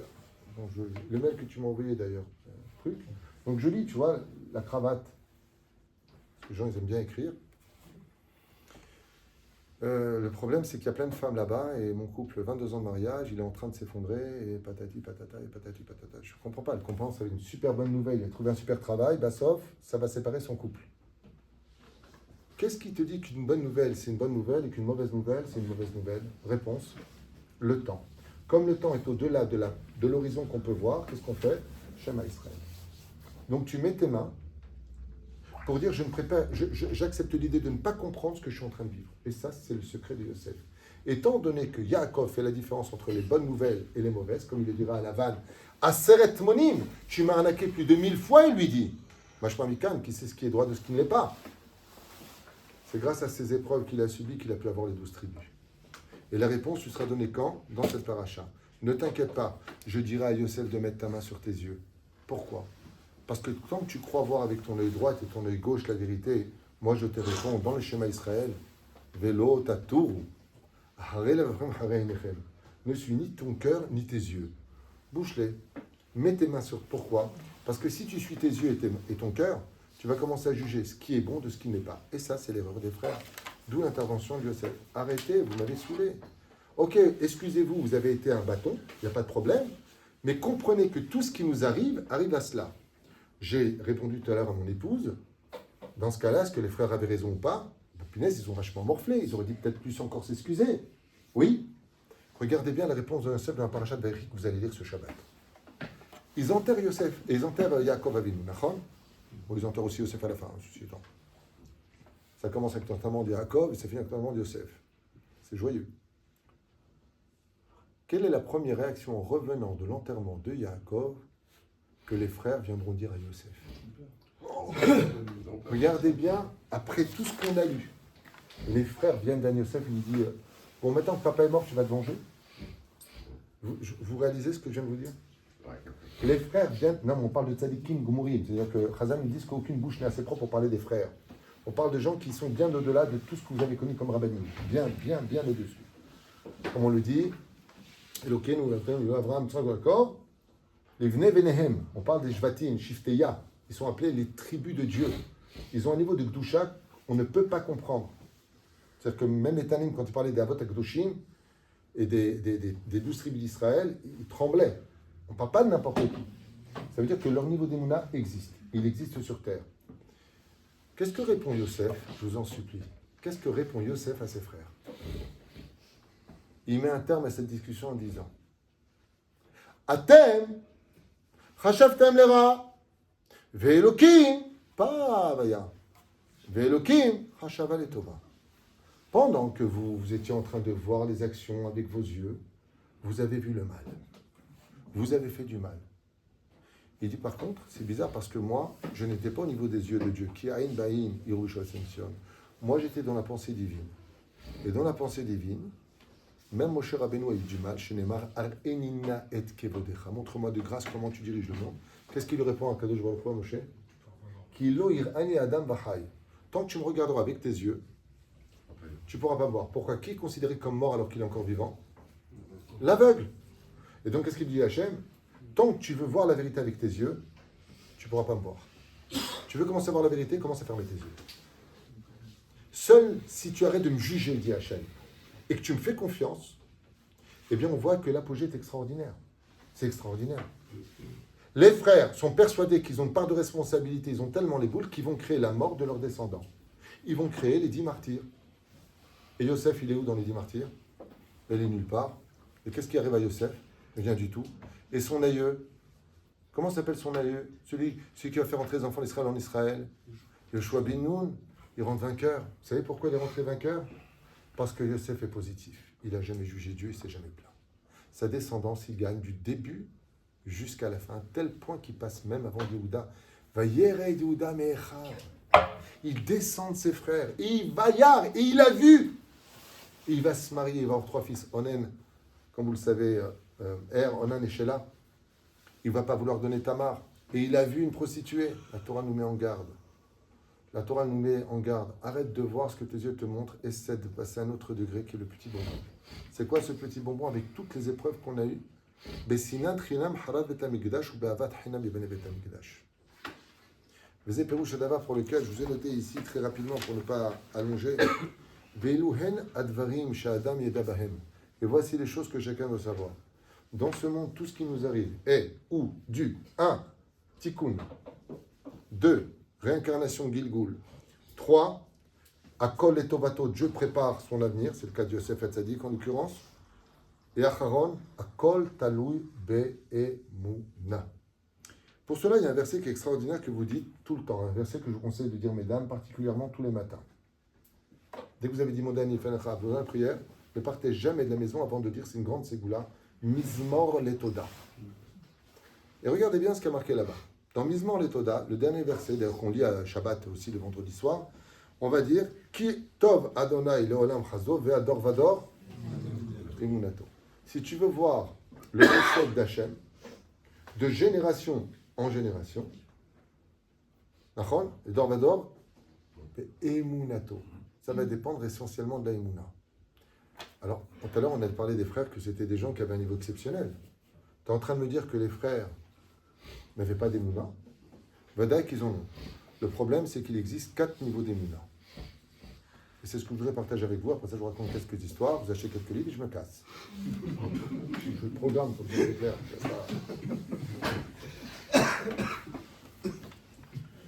Je fais ça vraiment en amont. C'est-à-dire, le premier degré d'Emouna est relié, ben vous avez compris, à ce que tes yeux voient. Contrairement à Thomas qui est persuadé, se prenant pour une sainte tomate, d'avoir écrit tu ne croiras qu'en ce que tu vois, eh bien il se gourre, c'est marqué dans la Torah, dans la paracha de Bo. Leman tesaper bozem bintra ou ben bintra et asher ilalta lalti bemitzraim, afin que tu racontes aux oreilles de tes enfants et petits-enfants ce que tu as vu toi-même en Égypte.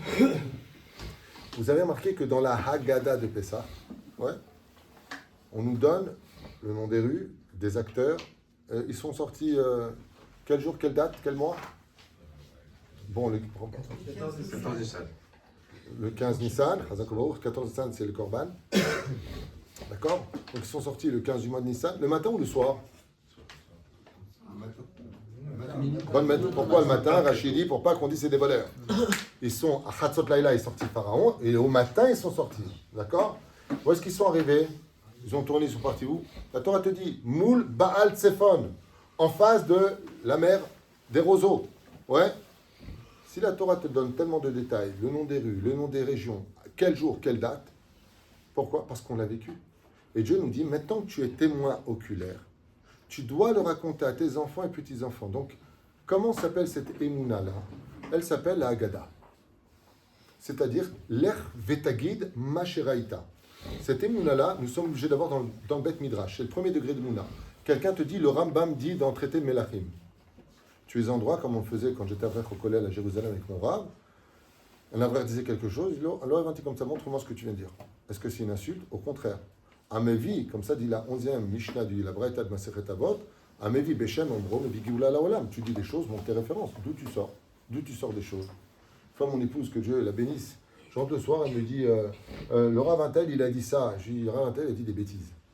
Ma femme, elle dit ah bon? Je dis non, ce Rav, il a pété les plombs. Et je prends toute la responsabilité de mes mots. Ce qu'il te dit, c'est basé sur un chiffre, tu te rappelles?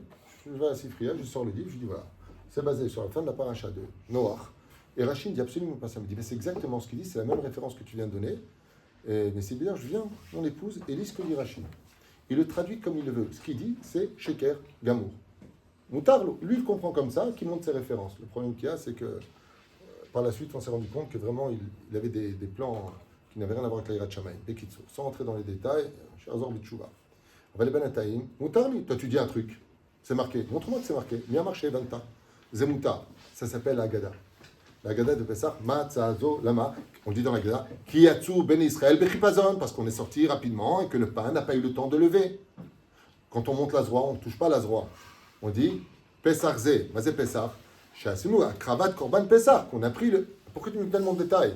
Parce que tout le Seder de Pessah est basé sur le commencement de la première Emouna qui s'appelle la Emouna rationnelle. Et cette Emouna-là, on en a besoin. Les frères, ils sont où d'après vous? Dans cette Emouna-là. Deuxième Emouna, celle du miracle surnaturel. Représentée par quelle fête? Pessah, la mer qui s'ouvre en 12 ponts, ou la fête de Shavuot, ou les 7 cieux qui s'ouvrent. C'est ce qu'on appelle les miracles qui sont surnaturels. Mishema Amin, l'homme Fached. C'est-à-dire, le troisième degré d'Emouna, c'est un des plus durs d'ailleurs, c'est un des plus élevés, c'est de dévoiler Dieu dans la nature. Quelle fête? Hein? Bravo! Bravo! Enfin!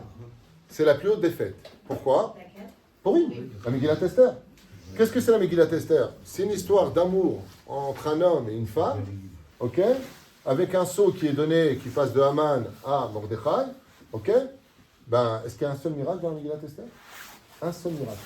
Il n'y a aucun miracle dans la Megillat Esther. Aucun. Du début à la fin, il n'y a que des rencontres hasardeuses. C'est-à-dire que toute la Megillah est basée sur le fait de dire que le hasard n'existe pas et que quand je veux passer incognito, on utilise la carte du hasard.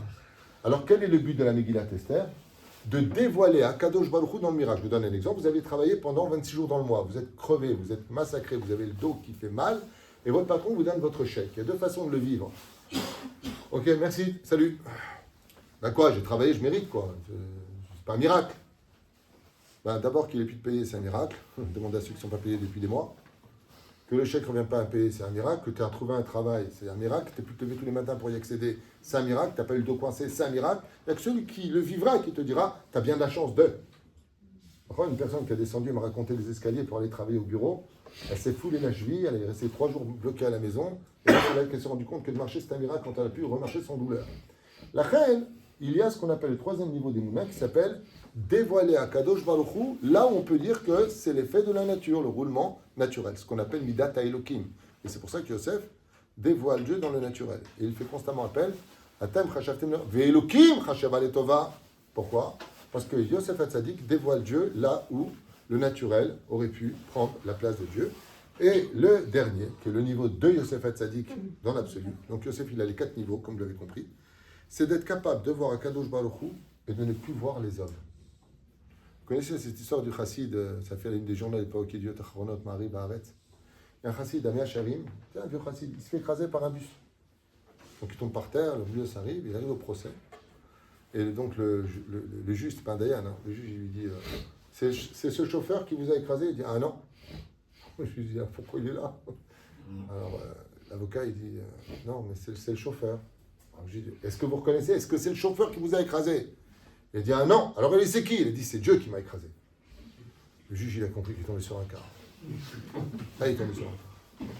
À la fin, au bout d'1 heure de négociation, il dit bon, votre Dieu, le Dieu dont tu parles, il a utilisé lui pour vous écraser. Il dit voilà. Cette histoire, elle date de 30 ans, 35 ans. Mais elle marque exactement le point de vue. Est-ce que je vois le chauffeur qui m'écrase ou est-ce que je vois le chauffeur comme étant... C'est-à-dire que ce vieux chassid, il a dit, lui, il ne faut pas le punir, il y est pour rien. Ce mec qui roule comme un malade. Lui, il ne faut pas le punir, il y est pour rien. Espèce de malade, enfoiré. T'as vu comment tu circules? Nahon qu'il a une part de responsabilité, mais Galgal Choval et Dechaya. Bien sûr qu'il doit être puni, bien sûr qu'il doit avoir un retrait de permis, bien sûr que... Pourquoi? Pas parce qu'il a écrasé. Parce qu'il a été volontaire dans le ciel, chez Avera Goreret Avera, comme il a dû faire du mal déjà une fois et qu'il a pu s'en échapper, Akadosh Baruch Hu Megale Banistarot, ça s'appelle.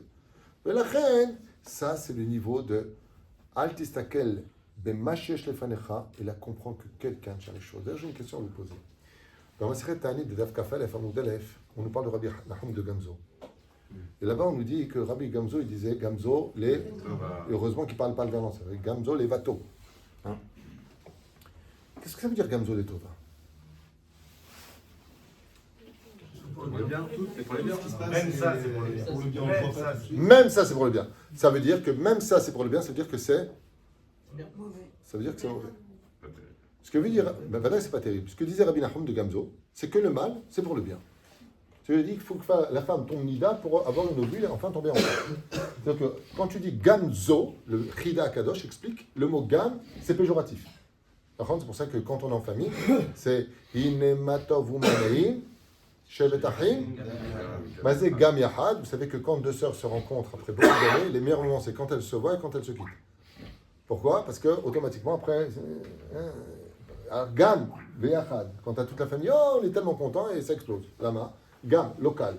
Pourquoi? Parce que malheureusement, on coupe les frontières, on ne garde pas les bonnes distances, on oublie le respect, on oublie que quand tu es invité, tu es invité, même si tu es chez toi. Moi, quelqu'un me dit, je me sens vraiment chez vous à la maison. Je dis, prends la poubelle. Comme je Michel. Ben oui, il est chez moi, prends la poubelle. Pourquoi? C'est vrai. Et en plus, il a pris la poubelle. Il y a quelqu'un qui a dit mieux que Rabbi Nahum de Gamzo. C'est Rabbi Akiva. Qu'est-ce qu'a dit Rabbi Akiva?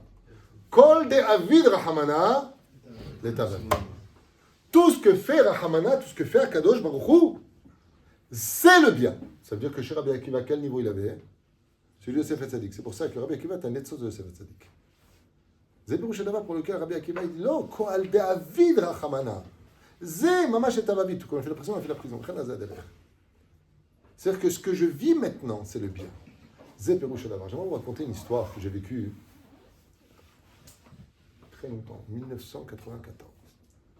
Je reviens en 87 en Israël. Tu veux que je me casse? Il dit, ouais, tu prends pour ma femme ou quoi? Je veux manger avec moi, j'ai envie de rentrer avec moi. Je te connais, je sais pas. Il a dit, d'où tu sors? Là, je sais pas, j'ai épousé.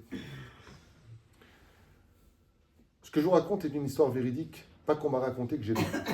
En 1994, je vivais encore à Jérusalem, j'ai vécu 18 ans là-bas, Baruch Hashem, Tibanem et Tikonen, et je donnais des cours aussi au Bet Canada. Bet Canada, vous savez c'est quoi? C'est où on accueille les Olim Khadashim. À cette époque, il n'y avait pas autant de Russes, il y avait beaucoup de francophones qui montaient, et ça se passait dans le quartier de Armon Anatsi. Est arrivé de France un homme qui s'appelle Shimon. Il aurait pu s'appeler André, non, il s'appelle Shimon. Et Shimon est ingénieur en informatique 7e niveau. Je ne sais pas ce que ça veut dire, mais ce qui paraît, c'est là-haut. Un peu comme ton frère d'ailleurs, il faut qu'il ait 7e niveau aussi. Il n'y a pas. C'est quand les ingénieurs n'y arrivent pas, c'est lui qu'on appelle. Donc en France, vous avez compris que sa paye, elle était dans les 10 000 euros, je ne sais pas combien. Peu importe. Très grosse paye. Et quand il est arrivé donc en Israël, bon, le système, c'est pas tout à fait le même, les ordinateurs, c'est pas le même système, c'est américain ici, en France, européen. Il y avait beaucoup de changements, mais il est très très futé, et donc il vient à mes cours et il m'explique que sa femme, elle en a marre, elle veut retourner à Paris, c'était plus facile, et patati patata. Ils ont 2 enfants à l'époque, et je lui dis, écoute, encore une fois, Canaan, ça s'appelle Canaan parce que c'est du mot Canaani. Tu redémarres à zéro ici. L'épreuve d'Israël, c'est la parnassa, parce que si tu as une grosse parnassa en Israël, tu es dans le pays de Casimir, tu es dans les 2 enfants ici. Tout est kiffant. Donc il faut bien qu'il y ait un petit peu des choses, et c'est vrai que le tikkun d'Israël, c'est la parnassa. Par contre, Canaani, c'est le nom Canaan. Très bien. Il me dit, en attendant, c'est bien gentil tous ces pérouchis, mais quand tu as des factures à payer, il faut les payer. Je ne vais pas dire au mec, électricité, Rachmal, Canaan, super. Non. Qui c'est qui se moque? Non, c'est sympathique. Et je lui dis, écoute, moi je sais une chose, Hachem Zam Famesakol. Dieu qui te donne à manger en France, c'est le même qui donne à manger en Israël. Prie Hachem, et Bezrat Hachem Timsa Avoda. Il me dit, ouais, si j'ai pas, je lui dis, voilà ce que tu te fixes. Fixe-toi encore 6 mois, et d'ici là, Bezrat Hachem, tu trouveras un travail. Dès qu'il tourne, je laisse. Et je rencontre quelques jours plus tard. Il me raconte cette histoire que j'aimerais partager avec vous. Vous êtes avec moi? Alors je vous la fais rapidos. Il reçoit un coup de téléphone et on lui propose un travail hyper mal payé. Tant sa femme le menace, grosse tension au Bet Canada, ils ont mordu 2 pièces dans lequel ils sont avec 2 enfants. On peut comprendre le stress. De Aintel, qui se trouve du côté de Sanhedria, le Zoratassia, à la sortie de Jérusalem, du côté de Ramoth. Oui, c'est ça, du côté de Ramoth. Et donc on lui dit, voilà, on a reçu votre CV, vous l'avez envoyé, vous nous intéressez, mais vous commencerez en bas de l'échelle. Alors on lui dit, en bas de l'échelle, c'est comment vous payez? Et on commencera à 3 000. Bon, lui, maintenant, il fait son calcul, les Français font tout le temps avec la France. Tu sais, compare. En Israël, en 1994, 3 000, c'est une bonne paye, très bonne paye. Mais en France, on prenait au moins le triple ou quadruple. Donc lui, il voit les choses comme ça. Il dit, ouais, mais combien d'heures par jour et qu'est-ce que vous allez donner comme travail? Je suis ingénieur, je ne vais pas me donner un truc de débutant, quoi. Le patron, enfin le directeur, lui dit ouvertement, écoutez, venez au rendez-vous, mais il y a une chose sur laquelle je ne passerai pas, c'est la ponctualité. Notre rendez-vous a lieu à 9h. Si vous venez à 9h01, ne rentrez pas. C'est une usine très sérielle. Tu connais cette histoire? Elle est magnifique. C'est-à-dire que si tu rates, t'es mort. Lui, qu'est-ce qu'il fait? Il me raconte. Il prie peut-être Canada. Hey ho, on va au boulot. Il est heureux. Hein, schéma Israël, le total et tout ça. Il embrasse sa femme. Il dit, ouais, t'inquiète pas, tu vois, Baruch Hashem, on va s'en sortir. Dieu est avec nous. Dieu est là. Dieu. Et là, ce jour-là, il m'a dit, jamais ça arrivait. Le bus qui passe à 8h pour arriver de l'autre côté, il est passé à 7h. 58, 59. D'habitude, ils sont très ponctuels. Et il voit le bus en courant devant lui, passer devant lui. Il regarde le ciel, il commence à dire, tu veux que je te finisse à l'âge là-haut? Tu veux qu'on se frappe, toi et moi? Tu veux que je t'envoie ma femme? Tu veux voir ma belle? Jamais il vient en retard, je suis à l'heure, j'ai fini ma prière, j'ai fait ma Mishnayot. À Kolasit, il mettait Ilim. Et il ne comprend pas. Il s'assoit, sa femme a remonté les escaliers du Bet Canada. Il est défait. Mais, Mina Shamaïm, il y a une teuf qui arrive, une femme qui descend, un Israélien qui descend sa femme à la Tachana, et il le voit en train de parler tout seul, mais il parlait aux oiseaux, le mec. Il lui dit, mais je le rate, mais faut t'as Tsarfati, Tsarfati, il dit, parle en anglais, il lui dit, speak English, il dit, oh yeah, speak English. Il dit, mais ça n'a rien à faire. Il dit, pourquoi tu es dans cet état? Il dit, parce que je viens de trouver du travail à Yantal de l'autre côté, le bus s'est passé exceptionnellement pour moi, comme c'était mon jour de boulot, il est passé juste un tout petit peu avant, et résultat des courses, t'allais l'auto. Il dit, moi je travaille à Tachana Merkazi, à la Tachana Delek, en bas de chez Yantal. Il lui a dit, Ahlef, il dit, Wallah.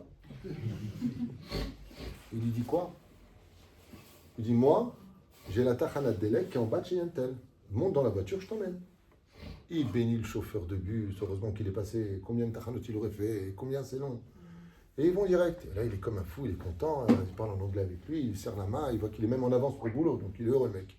Seulement, à un moment, quand il va pour prendre sur la gauche, pour descendre, j'ai oublié le nom des rues là-bas, peu importe, lui, il passe au feu orange, et il y a un taxi qui passe au feu orange, enfin au feu rouge. Et donc, il lui rentre dedans, mais pas il lui rentre dedans, dans sa mère, comme dirait l'autre. Ah! Accident terrible. De son côté à lui. Il ouvre les yeux, il est à Bikur Cholim, 2e étage. Et là-bas, il y a une montre. Il ouvre les yeux et qu'est-ce qu'il voit là-bas? Il s'est juste évanoui. Le choc l'a évanoui. Il voit 11 heures. Donc il dit pas moderni. Il devient ouf. Ce que je vous dis, c'est pas on m'a raconté, c'est lui qui me raconte. Il est devenu chèvre. Les gars par la fenêtre, il se met à pleurer. Qu'est-ce que tu veux chez moi? J'ai rien compris. Tu me le bus, tu m'envoies un mec qui m'emmène, contre le mec de la Tachana en bas. Là, plus je fais Torah au Mitzvot, et plus tu me pourris ma vie. Maintenant, il regarde son portable, c'est l'époque là, les Kia à l'époque là, comment ça s'appelle ça? Nokia d'époque là. Il ouvre 14 téléphones de sa femme. Il ferme le portable, il éteint, il ne sait pas quoi dire, il ne sait pas quoi faire. Il reste comme ça et d'un coup on voit un lit qui rentre, juste à côté de lui, à côté. Puis il y a un Français comme ça qui sort son portable Nokia et qui dit bon alors t'en es et tout ça, ouais bon on fait les radios, normalement dans 2 jours je sors, ça s'arrange, j'ai pas de problème et tout ça. Il dit ok, y a pas de problème, j'ai trouvé un ingénieur informatique, de toute façon ça doit pas être compliqué à trouver, je vais mettre une annonce et je vais voir et je vais à côté, il dit, je suis là. Je suis ingénieur en informatique. Et j'ai travaillé dans telle société. Et Mina Shamaim, le mec d'à côté, il connaissait le patron de la société dans la super, il a travaillé. Il prend des renseignements et il dit à l'autre écoute, c'est merveilleux, regarde Mina Shamaim, je suis arrivé à l'hôpital et d'ici, je te trouve un ingénieur informatique, le dernier élément qui nous manquait dans notre société. Alors il lui dit vous pouvez commencer quand? Il dit moi je vais très bien, le mec est sonné. Il dit moi je vais très très bien. Maintenant, hier. Il dit très bien, très bien. Il dit, mais combien vous allez me payer? Il dit, non, écoutez, on va commencer, je sais que c'est pas votre peine, mais on va commencer à 8000 shekels. Ah bon? Mais non, mais 3 premiers mois, après on passe à 12, si vraiment vous nous montrez que vous faites avancer la société, que vous êtes capable de former une équipe et tout ça, on vous mettra à 12. Net. Ah, si je te paye? Oui. Oh! Michel Berach, il va être à l'autobus. Il vient du taxi qui nous a rentré dedans. Et béni. Il y a la cerise sur le gâteau. Il lui dit, sont où les bureaux? Il lui a dit à Talpiot. Talpiot, c'est en face d'Amon Nativ. C'est 10 minutes de route.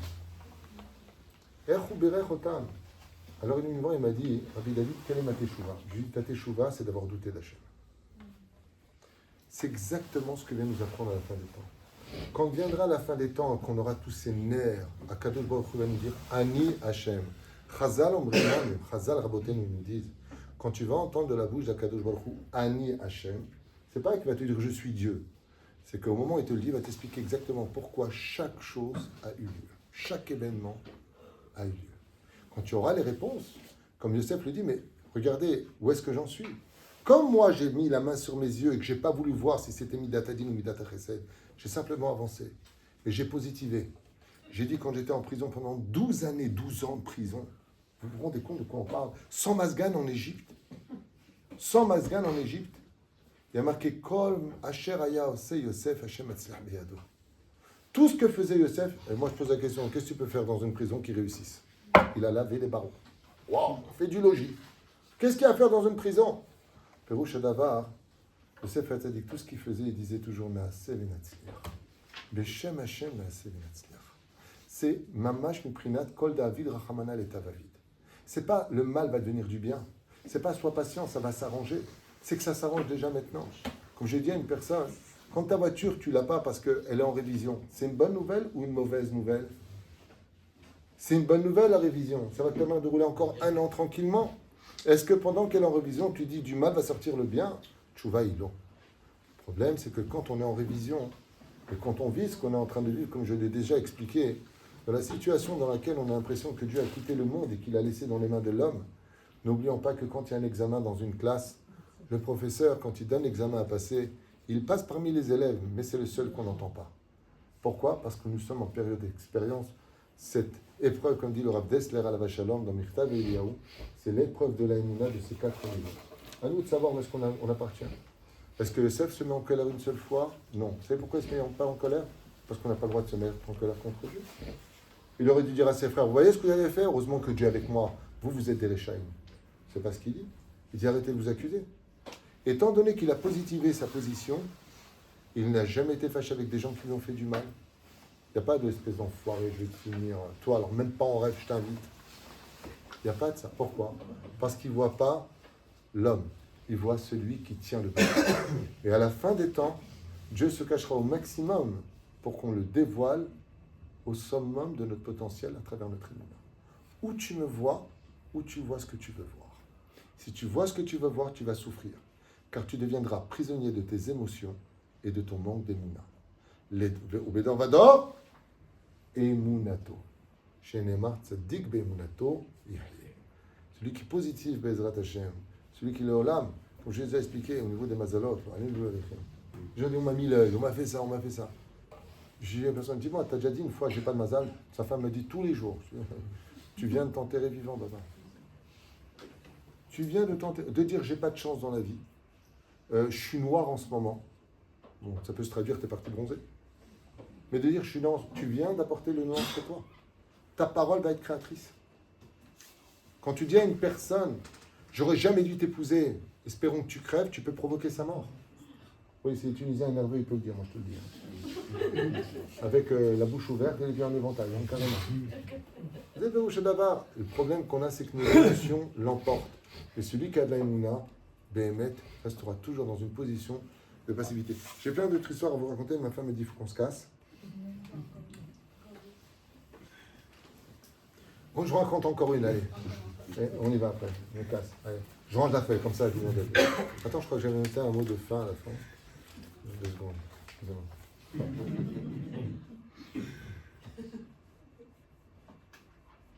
Mais bon, on s'en fout. Oh, ça vous avez noté pour moi. C'est une doctoresse, un peu tigresse, qui arrive sur un point, elle était un peu comme la première histoire, j'y peux rien, c'est comme ça qu'est l'histoire. Mais elle est très, très macpidas sur les patients, en tant que doctoresse, qu'ils arrivent à l'heure.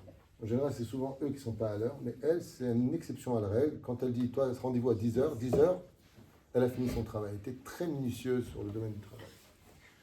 Et alors qu'elle vient pour démarrer sa voiture et aller à son cabinet, la voiture ne démarre pas. Maintenant, elle a rendez-vous à 8h30, 9h, 10h, je ne sais pas, peu importe. Et là, elle est très embêtée. Qu'est-ce qu'elle fait? Pour la première fois, elle va prendre le bus. Et pour prendre le bus, elle avait avec elle une mallette, plus, en plus de ça, une autre mallette qu'on lui a demandé de prendre, dans laquelle il y avait une somme d'argent à déposer à la boutique juste à côté de son travail. Son voisin lui a demandé de lui amener. Qu'est-ce qu'elle fait? Elle dit, donnez-moi la mallette. À cette même période, il y avait beaucoup d'explosions dans les rues de Jérusalem, malheureusement à l'époque. Et quand elle rentre avec sa mallette à elle, plus une mallette, le nag lui dit, je suis désolé, vous me mettez dans le mitane. Alors il dit, je suis désolé, je ne peux pas le mettre dans le mitane, je suis docteur, je vous montre ma carte.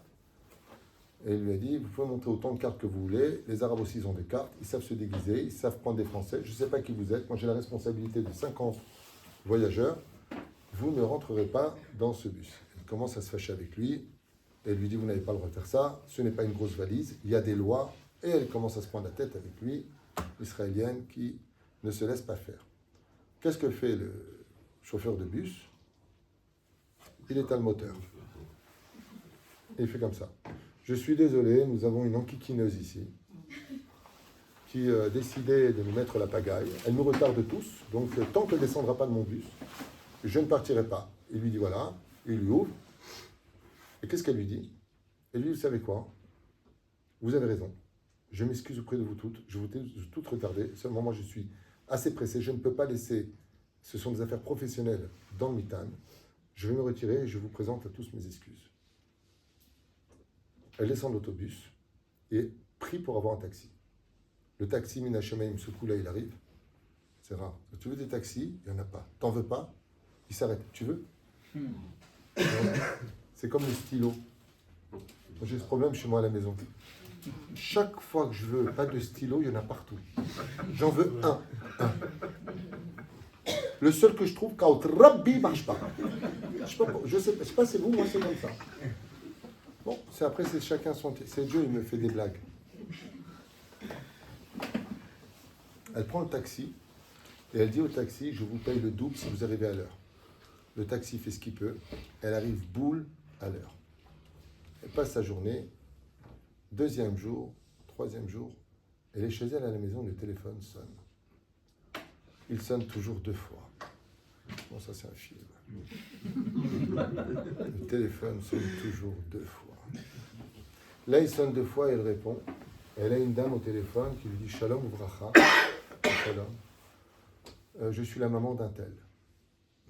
Très surprise, elle lui dit ah, et qu'est-ce que je peux faire pour vous?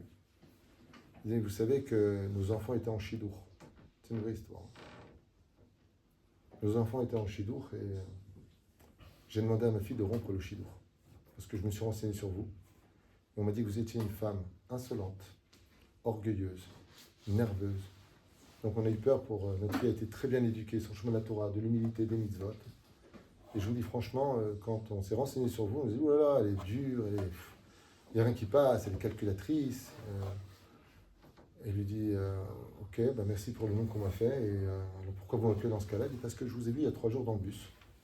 J'étais assise, et j'ai vu avec quel respect vous vous êtes excusé devant tout le monde, vous avez pris vos affaires, vous aviez l'air très embêté, vous êtes descendu du bus, et donc je voulais vous appeler pour vous dire pardon, parce que après ce que j'ai vu, c'est évident que tout le reste sont des mensonges. Donc si vous le voulez bien, comme votre fils était plus ou moins accro à ce chidour, et que ma fille a beaucoup regretté aussi votre fils, eh bien on les relance. Ils ont relancé ce chidour, ça finit avec un mariage, et cette femme, qui était doctoresse un peu mkocha, elle a pris sur elle de prendre Mamash Lamida de Hanava, grâce à ce coup de téléphone. Elle lui a dit, on m'a menti sur tout ce que vous avez dit, les éperouches Adavar, que des fois les événements qu'on a, alors quoi, t'es pressé, il veut pas te prendre, il y a des lois, mani ose, mani lo ose. Akadosh Baruch Hu, il a organisé des choses. Atem chashavtem lera, habalhu chashav letova. Lui, il avait prévu qu'il y aurait la famine, que 80 ans je serais roi en Égypte, que je vous donnerais la province de Goshen. Pendant que vous me critiquez, moi je vous préparais la Géoula. Alors au moins, parce que vous ne comprenez pas, si vous n'avez pas la chance de dire merci, ayez au moins l'amabilité de ne pas me critiquer. Quelle madame? Comment éviter l'hôpital du coup par exemple? Qu'est-ce qu'elle dit? Comment éviter de passer par l'hôpital? Est-ce qu'on peut éviter ça? Alors le problème est le suivant. Vous savez que d'abord et avant tout, il y a les fautes que l'homme fait. Deuxièmement, comme dit le Ramchal, quand on a une épreuve, c'est pour mettre l'homme face à sa réalité, face à son épreuve. Maintenant, pourquoi lui il est parti à l'hôpital? Parce que la personne qui devait l'embaucher était à l'hôpital. Ce que je ne vous ai pas raconté dans cette histoire, c'est que lui, il s'est juste évanoui, qu'il n'avait absolument rien. C'est-à-dire que le rendez-vous qu'il avait là-bas était pour le rencontrer. Maintenant, pourquoi il est parti le rencontrer là-bas? Le Ben Ishraï donne beaucoup d'explications à cela, mais il faudrait encore un moment d'une histoire pour pouvoir partager avec vous. Est-ce que vous le voulez vraiment? Oui. Je vois la même qui a répondu. Nous, on n'a pas dit. Alors, Femme est pressée, mais non. c'est marqué dans le livre Niflaot Ma'asecha du Ben Ishraï. Écoutez bien cette histoire. Comme l'idée de Rabbi Nachman dans l'écouté Moharan, Rabbi nous dit ne demande jamais ton adresse à quelqu'un de peur que tu ne te trompes pas de route. C'est quand même vachement curieux comme phrase. C'est lui, Rabbi Nachman, il dit mais surtout pas le Waze. Parce que quand tu te trompes de route, c'est que tu dois aller là où tu dois aller. Ma'asiba. Le Ben Ishraï explique comme ça une histoire très ambiguë d'ailleurs, qu'à Bagdad, un grand chacham, il a marqué Maaseh bechacham echad. J'ai posé cette question à Morav, il m'a dit quand il marque Maaseh bechacham echad, voici l'histoire d'un tzaddik. Morav m'a dit, il parle de lui. Cette histoire lui est arrivée à lui. Mais comme il ne veut pas dire c'est lui par Anava, il dit il y a une histoire avec un chacham. Top. Il a été faussement accusé à Bagdad et sans aucune explication ni jugement, il a été jeté dans un trou. Les prisons d'époque. au fond d'un trou. Les pieds dans la boue, le froid de la nuit, la chaleur du jour. Pendant 30 jours, il est resté dans ce trou. On lui descendait un morceau de pain et un verre d'eau par jour. Au bout du 30e jour, ils l'ont remonté, ils l'ont mis dans la calèche, dans le caroche, parce que c'était, et ils l'ont jeté devant sa porte. Le Ben Ishra raconte que ce Chacham, dans les flottes Masera, cette histoire, il dit ce Chacham-là, il a tellement souffert qu'il a eu la force d'arriver uniquement à sa chaise et il s'est évanoui de douleur, tellement c'était humide et compliqué pour lui. Quand il s'est évanoui sur sa chaise, il a fait un rêve. Mais ce n'était pas un rêve, il a vu une réalité. Le monde d'en haut s'est mêlé au monde d'en bas. Et il a vu 30 sadikim, blancs, dans une lumière intense, qui se sont présentés devant lui. Et tous se sont prosternés devant lui. Dans son rêve, dit le Ben Ishraï, ce Chacham, il leur pose la question, il dit, qui êtes-vous et pourquoi venez-vous me remercier? Pourquoi vous prosternez devant moi? Les 30 lui ont dit, nous avons vécu dans une époque ancienne. Et on a tous fait du Lachon Hara. On n'a pas fait Teshuvah. Quelle est la chose qui ne parle pas, qui demande beaucoup de prière? C'est pour ça que le mot pierre, c'est du mot prière même en français. Eh bien, on a été réincarné dans des pierres. Au lieu d'avoir construit avec des mikvaot, des baté knesiot, des baté midrashot, là on aurait pu se libérer. Ils ont construit avec une prison. Ça faisait des mois qu'on priait le ciel. Envoie-nous une libération. Qui ils ont envoyé? Ils t'ont envoyé toi. As-tu remarqué que pendant ces 30 jours, tu cherchais comment te placer dans ce trou pour t'adosser et étudier ta Torah?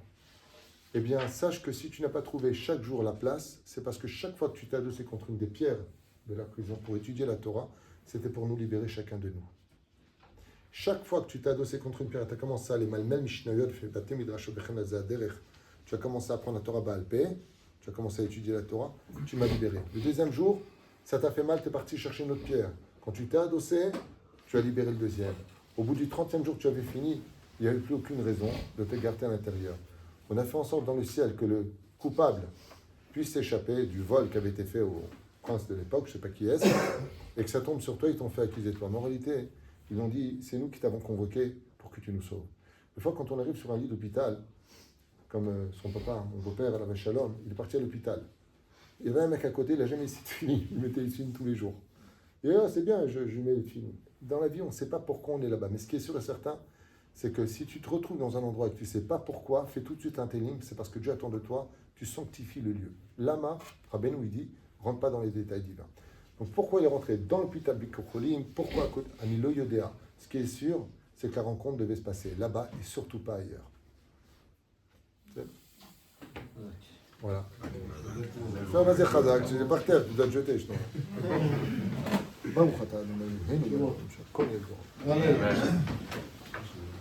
Ceux qui sont intéressés, qui n'ont pas encore vu,